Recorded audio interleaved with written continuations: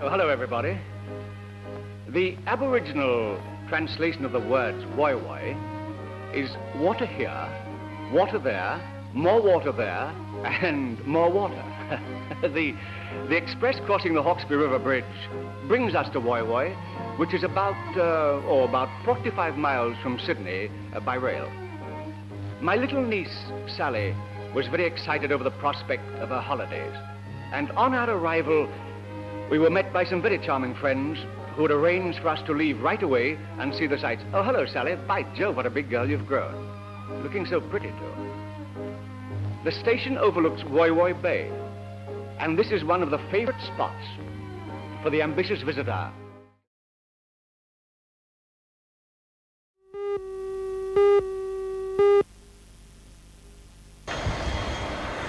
The incident happened at about 11 o'clock this morning. 4 coal wagons spilled their loads over 4 lines, making it initially impossible for any train to make its way through the twisted rubble. The main clean-up was completed by 3:30 this afternoon, using a front-end loader to clear the spilled coal. A spokesman from the SRA says there were only minimal delays to the Northern Tablelands Express, and that local train passengers to Talara were carried on from Maitland in buses and taxis. The coal train from the Newdale Junction was en route to Port Waratah and was crossing the main Northern line when the derailment occurred. At this stage, it's not known what caused the crash. For the Richmond Vale Railway, which is the last commercial powered steam line left in Australia. As part of Coal and Allied's rationalisation program in the mining industry, all 18 employees who work on the line have received retrenchment notices. But the planned closure alarmed many people, particularly steam enthusiasts, and in response to that pressure, Coal and Allied has offered a last-minute reprieve. Already, talks have been held with officers from both the Newcastle and Cessnock City Councils to establish a trust.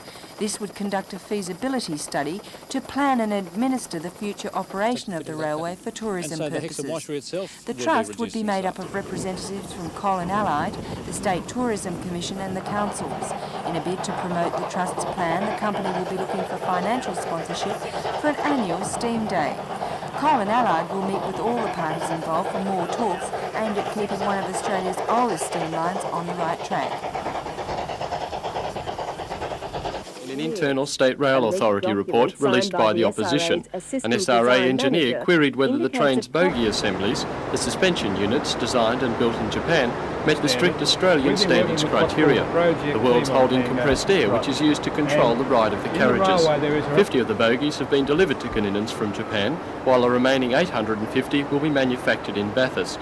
Today, Chief General Manager of Goninans, John Fitzgerald, strongly defended the work, saying it met all Australian requirements after stringent testing. These bogies have been tested with more than double the pressure they've ever been asked to work to, and with over 10 million cycles of testing to prove that they will last 20, 30 years, and so on. Mr Fitzgerald also refuted claims by the opposition that the project had been rushed through by the government to have it on the rails before the upcoming state elections. There's no doubt that there was intense pressure and heavy demands on Goninan to meet a delivery criteria. But there's no way at all, at any time, have we sacrificed quality or standards that would ensure both the reputation of this company or the reputation of the SRA in safety requirements of operation in Sydney.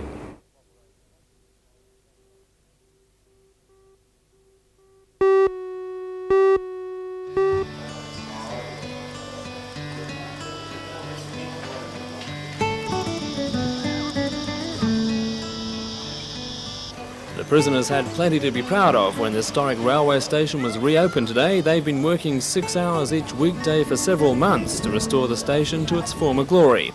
The State Rail Bicentennial project involved detailed reconstruction of picket fences, signs, signals and other authentic fixtures. The result is a perfect recreation of a railway station from the late 1800s at a saving in labour costs of $10,000. The only difference now is the rolling stock.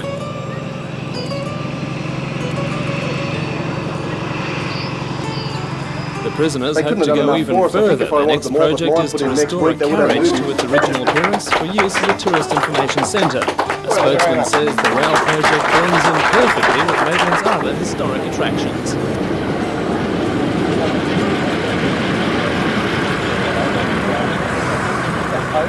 We've got the museum, the jail museum, we've got the old courthouse, we've got a beautiful park. Everything fits in so well together. And so this now restored station will be another piece? It will be another piece, and it's restoring history as well as something to see of the past of the railways. The wrangle concerns these Japanese-built bogies, 52 of which have been delivered, and the size of the welds for the particular duties they must perform. The state opposition intercepted correspondence from an SRA engineer who raised doubts about the welding penetration. At the time, Gunninan Chief John Fitzgerald said the units were built to the highest safety standards. Now, University of Sydney tests confirm that the work is satisfactory, and according to Transport Minister Sheehan, the SRA engineer concerned agrees with the findings. A spokesman for Gunninan said the firm is happy its engineering integrity has been confirmed and that the company never doubted its specification complied with relevant standards. The Transport Minister was critical of the opposition, saying it had no transport policy of its own and is fond of attacking the Tangara project. Mr Sheehan said Tangara is the most advanced train in the world. Gunninan's has been contracted to supply 450 cars over 9 years at a cost of $530 million. Muswellbrook had never seen anything like it. 17 carriages carrying 200 journalists rolled into the railway station. The train is providing accommodation and transport for those attending the International Federation of Agricultural Journalists' 6th World Congress. It's being held in Australia for the first time. Organised by the Australian Council of Agricultural Journalists, it's attracted participants from more than 20 countries. International Federation President-elect Alf Skepstedt of Norway is just one of the journalists taking a look at a cross-section of Australian agricultural production. The Society last offered the chance to travel up the historic line in May. Back then it ran as far as Jules Crossing. Today, however, the trains can only go as far as the former Redhead station as the line has been cut back, and even that trip has a limited life. The line serves the BHP colliery at Redhead. When that closes in years to come, the line will go too. It was built in the late 1880s to serve collieries from Whitebridge to Belmont. Later it also carried passengers, although that service was eventually abandoned in 1979. Says today's trips will profit, and it will continue to run several a year until the line is closed for good. It had to happen eventually. After leaving Sydney's Central Station at 9:30 this morning with 300 passengers on board, the XPT took just 1 hour, 55 minutes and 51 seconds to make the trip. Reaching a top speed of 156 kilometres an hour, the speedster of State Rail took 6 minutes and 4 seconds off the old record, set in the days when there was no speed limit on the track. We had 3 speed restrictions, one at Stanmore, one at Ashfield and one this side of the Hawkes River Bridge. And we lost about 7 minutes with those. So it would have been a lot quicker? It would have been quicker, yes. Ted Daly is State Rail's senior driver. After 48 years in trains, he's seen it all. Ted worked as a fireman and driver on 3801 and has a soft spot for the old train, but says technology has certainly improved the rail system. Well, this is a more modern train. You can sit up here, you can see everything. If you're sitting in a steam engine, all you can see is out that side. You can't even see a station when you're coming into it. Which would you prefer? Well, I actually prefer to drive these now, but I'm pleased I knew the steam era. To commemorate today's record, the Chief Executive of State Rail, Ross Sayers, unveiled a coat of arms for the special City of Newcastle XPT.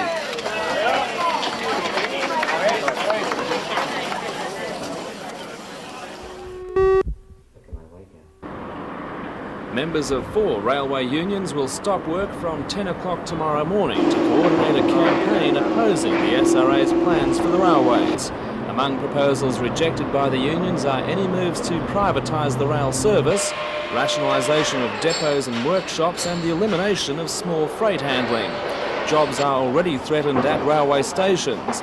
The unions say positions like that of ticket collector at the barriers are earmarked for abolition. Unions say many more jobs will be lost if country rail services are cut. Country railway workers are part of the northern area of the Railways Union, which includes more than 1/3 of all members in the state. Despite the stop work, rail services won't be disrupted. Anyone who is required to keep a train operated from a station assistant to a driver will remain at work so as the travelling public will not be hurt in any way. The stop work has been condemned by State Rail management as a futile gesture. They say it will affect some booking offices and barriers, and passengers who can't buy tickets before boarding may join trains and, if possible, tender fares at the end of the journey. The revolutionary course was designed by the Hunter Valley Training Company in conjunction with unions, employers and the Maitland College of TAFE. Today, the 15 apprentices chosen as the first intake were enrolled into the college, where they will spend much of the next 3 years. The apprentices will attend college 2 days a week instead of the usual one, completing the theoretical component of their training in 3 years instead of 4.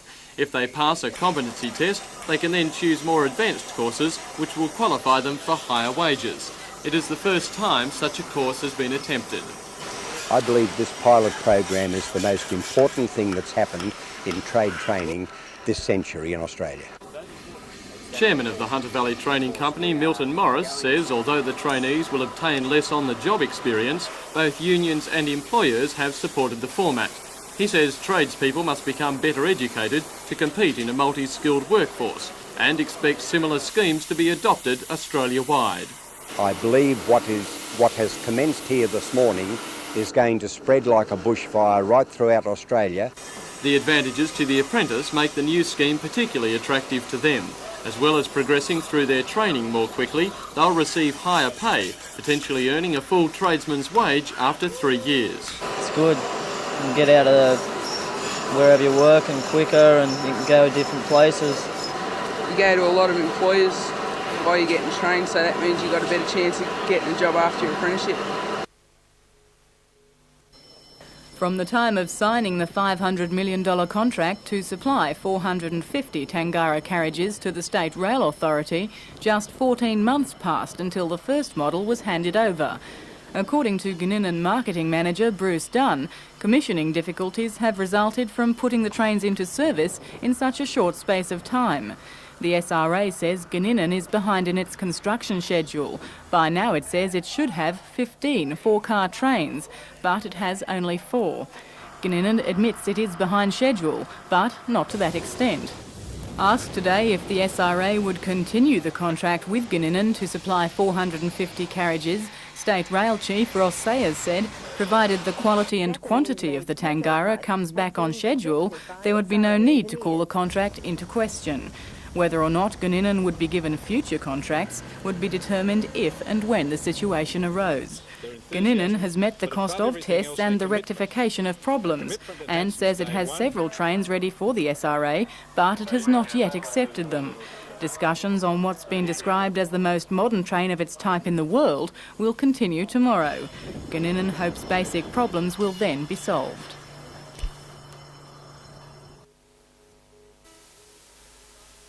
It was designed then. Charlie's Award is the largest in the 74-year history of the suggestion program and warranted a special trip to Newcastle by SRA boss Ross Sayers.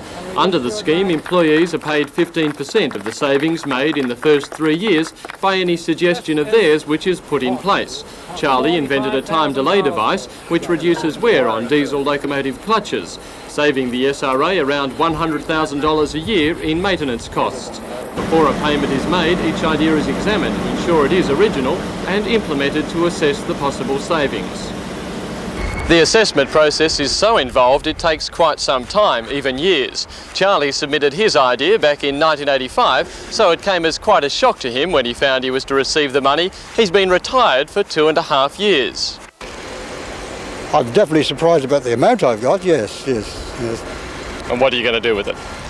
Well, I have 2 children, who they're number 1, of course, and I shall probably have another trip over to England.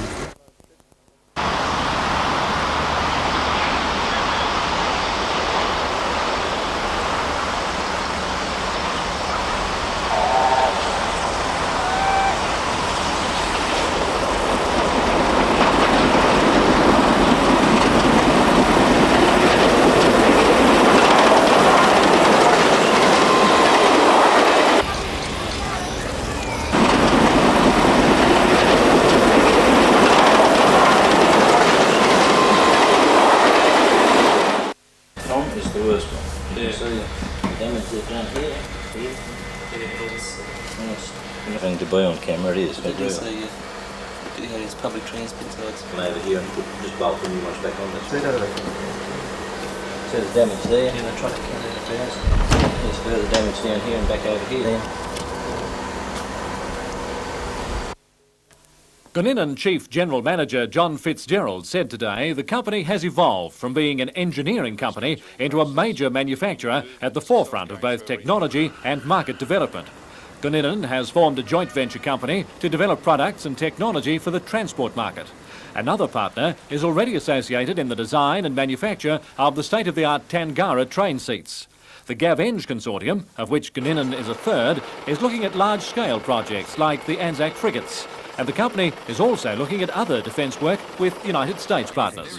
Well, some aspects of the business, like small machining, small fabrication, are no longer viable in an organisation such as ours. So we have to move from that area into more high technology and larger programs of work, locomotives, rolling stock as we do, but also defence industries, rubber and plastics machinery, work that's more conducive to high technology than the past practice of just straight basic trade skills. Of course, such major change of direction cannot be accomplished without some upset. Two traditional areas, the boiler making and general machine shops at Broadmeadow, will be reduced, with the loss of about 40 jobs. Mr Fitzgerald says the company restructuring requires this to improve flexibility. We are actually opening up new forms of employment in that industry, and there'll be some transfers take place. But it cannot change at a rate to accommodate the complete change we must make in the areas that are just no longer viable.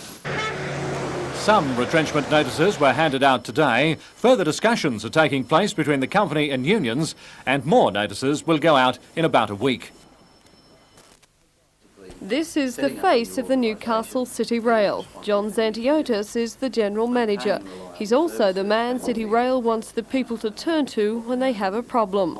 They will have a figurehead in Newcastle that will be making the decisions and meeting the needs of the commuters, whereas they've had to go through many lines of communications trying to get to the source of their problems. They will have me, and that's one of the reasons that we've put up the poster on stations that allows them to make a call.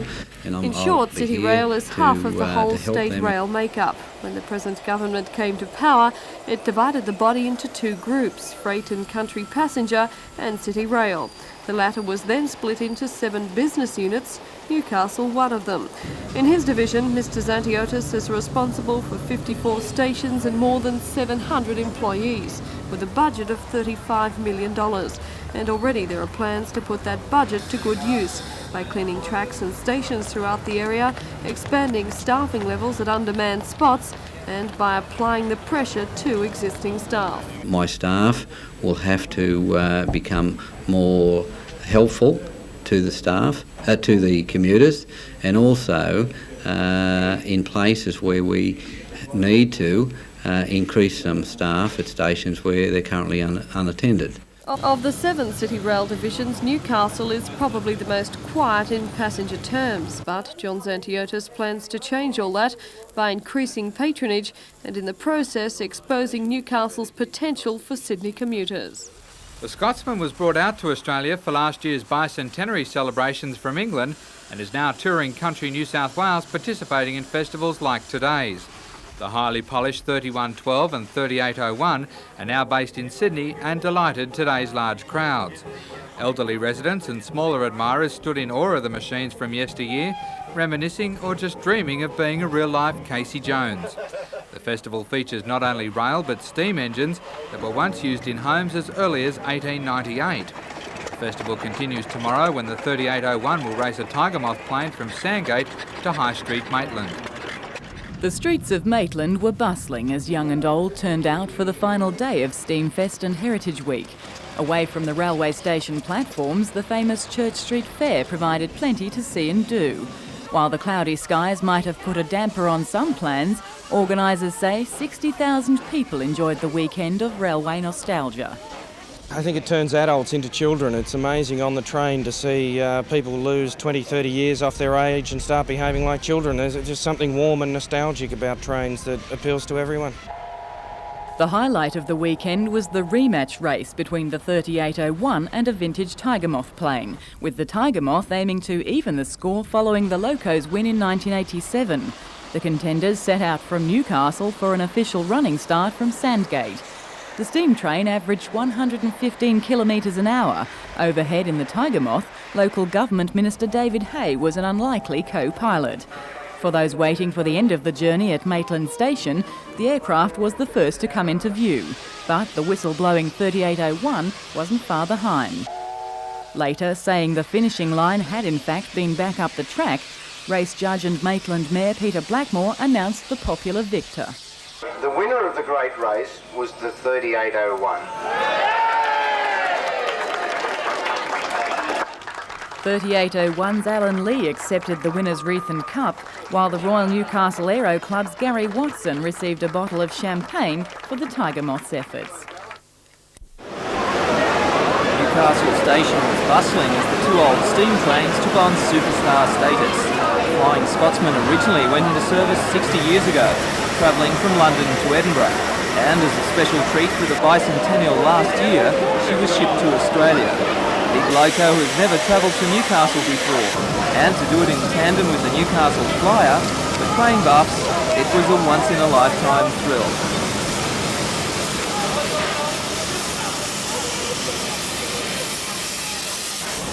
Hunter railway workers were expecting bad news yesterday, but not quite as bad as this. Few stations have missed the scalpel in a drastic restructuring of the system. In a 4-year plan, 66 jobs will go at Civic, closing down the depot. Cardiff will lose 125, Port Waratah 130, and Broadmeadow is set to shed nearly 300 workers.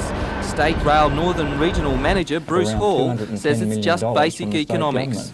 So it's a question of the service that is on offer is far too costly, and we must reduce that cost. State Rail says it's losing $21 million a week. $5 million of that here in the northern region.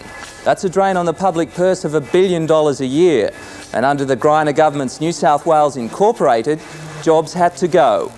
6,000 jobs have gone in the last 2 years. And the latest batch of headlines have union leaders extremely concerned about the future. But this government has gone harder and faster than any government could have imagined would. Rail workers must be terrified of what's going to happen to them, and how can they feel satisfied with their job and do a proper job with that hanging over their heads. Further, government talk of privatisation is worrying workers, with moves afoot to tender some bus links and railway milk bars to private operators. State Rail says job losses will go through natural attrition, voluntary redundancy or redeployment. No workers will be sacked. And for the paying public, general approval today that something had to be done to improve the rail service. Stinks at the moment. I've had a doctor's appointment and it's finished. So what do you think of State Rail? Not very much at the moment. It's not very good. It's not very reliable. Next week, State Rail Chief Executive Ross Sayers will tour country areas to discuss the cuts with workers. Despite the Hunter's importance as a major regional area, the Rail Chief will not be talking in Newcastle. Peter Ryan, NBN News.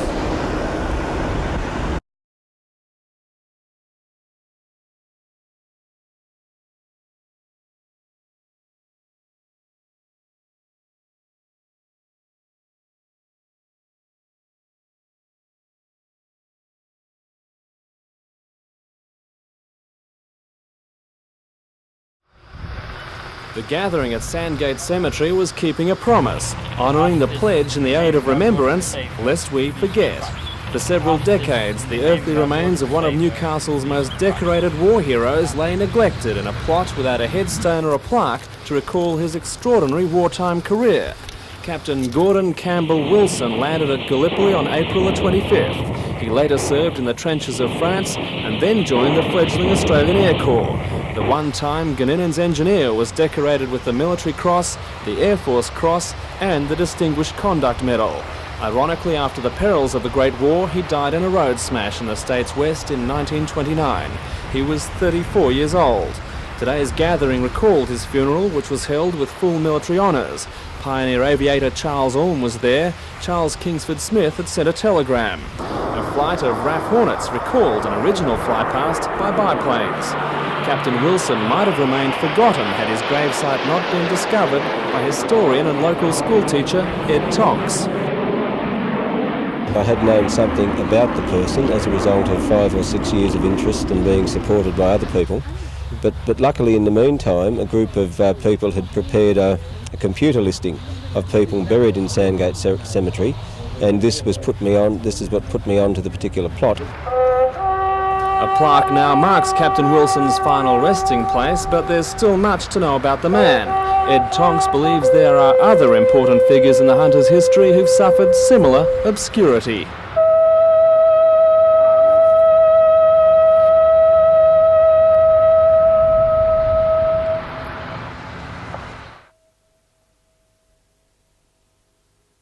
For Australia's bicentenary stimulated our community spirit.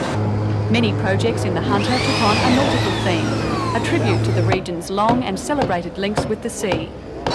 After months of painstaking work, the William IV, the Queensland's first ocean-going steamship, was launched at Raymond Terrace.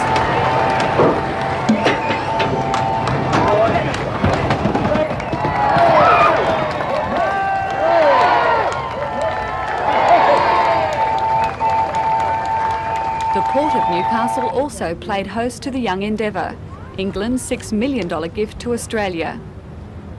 The United States, not to be outdone, sent the pride of its Coast Guard, the majestic Eagle. Over the past 12 months, hundreds of happy moments helped to brighten the Hunter.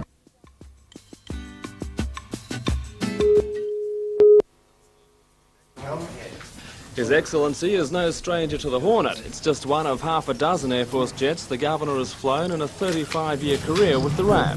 Nevertheless, he still underwent a lengthy briefing before suiting up for this final flight. The Air Marshal retired from the RAF in 1979 and will retire from the Governor's office in January next year. The Air Force felt this was the right time to offer a special privilege. The dramatic perspective of Sydney Harbour was an unforgettable finale to a career which began in a biplane and included wartime service in bombers. Now in his 60s, Sir James had no hesitation in taking over the controls from co-pilot CO 77 Squadron Wing Commander John Kindler. All things must come to an end, and touchdown at Williamtown was all too soon. After the 1-hour flight, Sir James had nothing but praise for the frontline fighter. It's got a lot of power in it, and that, compared to the Almiros, that's very pleasant.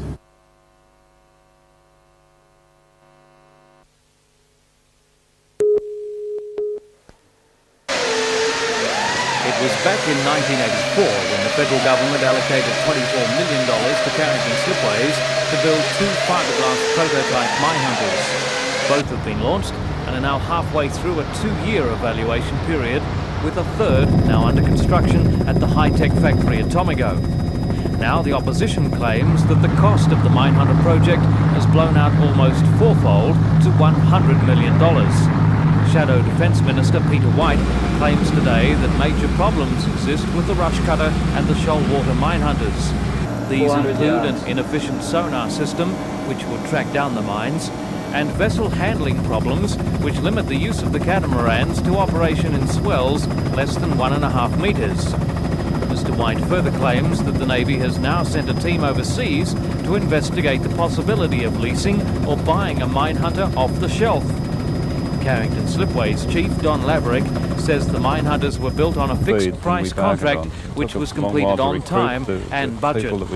He admits the sonar is experiencing problems but claims this is not a fault in the shipbuilding. Mr. Laverick says all reports from the Navy have indicated it is happy with the mine hunter's seaworthiness, which was designed only to operate in harbours, rivers and estuaries. A spokesman for Kim Beazley denies there's been a cost overrun, saying the $100 million was allocated for the entire project development, from construction through to extensive testing and evaluation. Newcastle's Hunter Street Mall was one of the first to be introduced to an Australian city. While it has certainly established itself as a wonderful haven for shoppers, Lord Mayor Alderman John McNaughton admits age is beginning to show. But we've got to bring it up to date. It's over 20 years old. We need to fix it. A As a result, right now, council officers are preparing a report on the feasibility of extending the mall eastward to take in the post office, police and public works buildings block.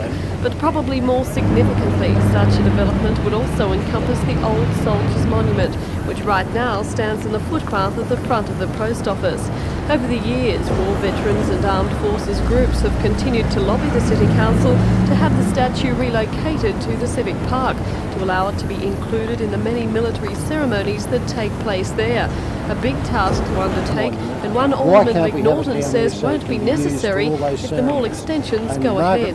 With the mall extension, our city architects have made it a real feature of the mall in order to see that it can stay in that position and it can be used.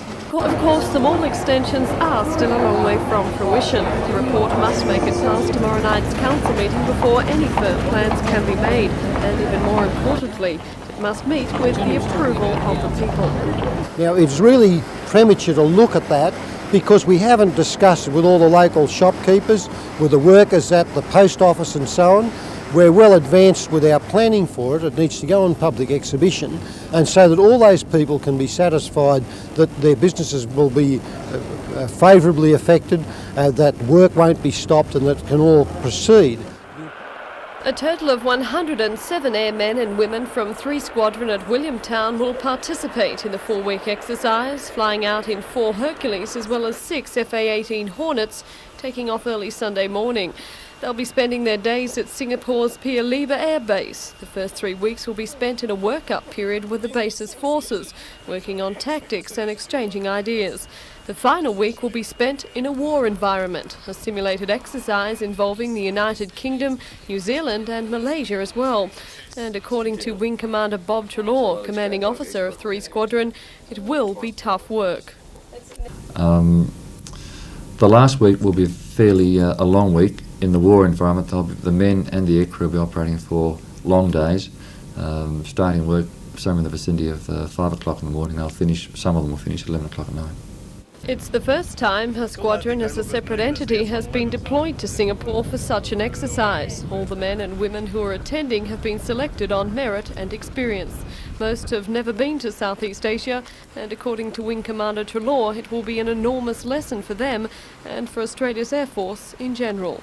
What it does is get us outside of our closed environment at Williamtown, gives us the opportunity to operate with other air forces, to look at the way they do business and therefore be able to see how we compare with them. We can exchange ideas, look at their tactics, they look at our tactics, and give the men the opportunity to get overseas to liaise with people at their own rank level.